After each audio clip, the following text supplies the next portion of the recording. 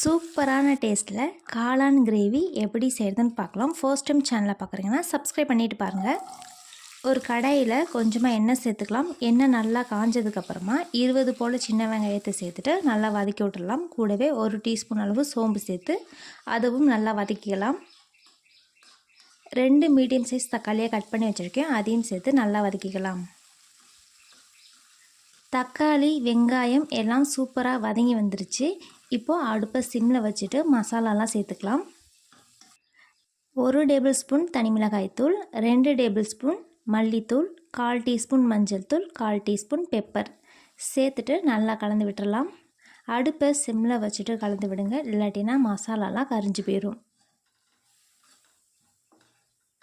இப்போது வெங்காயம் தக்காளி மசாலா எல்லாமே நல்லா சூப்பராக வதங்கி வந்துருச்சு. இப்போது இதை நல்லா ஆற வச்சுட்டு ஒரு மிக்ஸி ஜாரில் மாற்றிக்கலாம். கூடவே கொஞ்சமாக தண்ணி சேர்த்துட்டு நல்லா அரைச்சி எடுத்துக்கலாம்.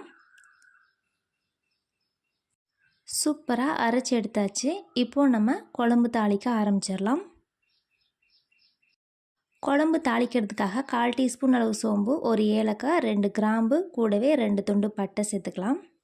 சேர்த்துட்டு நல்லா பொரிய விட்டுடலாம். இப்போ இது எல்லாத்தையும் நல்லா கலந்து விட்டுடலாம். இது கூட ஒரு கொத்து கருவேப்பிலை, 1 டேபிள் ஸ்பூன் அளவுக்கு இஞ்சி பூண்டு பேஸ்ட்டு சேர்த்துட்டு நல்லா வதக்கி விட்டுக்கலாம். இஞ்சி பூண்டு பேஸ்ட்டு பச்சை வாசனை நல்லா போகணும். ஒரு பச்சை மிளகாவை 2ஆக கட் பண்ணி வச்சுருக்கேன், அதையும் சேர்த்துக்கலாம். நல்லா வதக்கினதுக்கப்புறமா நம்ம அரைச்சி வச்சுருந்த வெங்காயம் தக்காளி பேஸ்ட் எடுத்து சேர்த்துக்கலாம். சேர்த்துட்டு நல்லா கலந்து விட்டுடலாம்.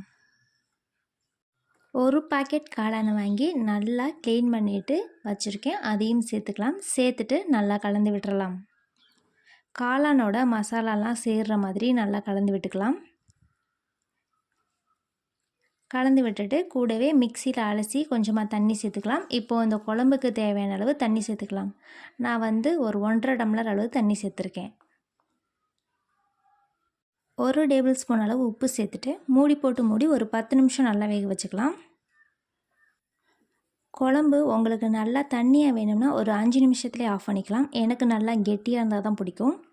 இப்போது சூப்பராக 10 நிமிஷம் ஆயிடுச்சு. குழம்பு பாருங்கள், சூப்பராக கெட்டியாக வந்திருக்கு. அவ்வளோதான், நம்மளோட சூப்பரான சுவையான காளான் குழம்பு ரெடி ஆயிடுச்சு. கண்டிப்பாக ட்ரை பண்ணுங்கள்.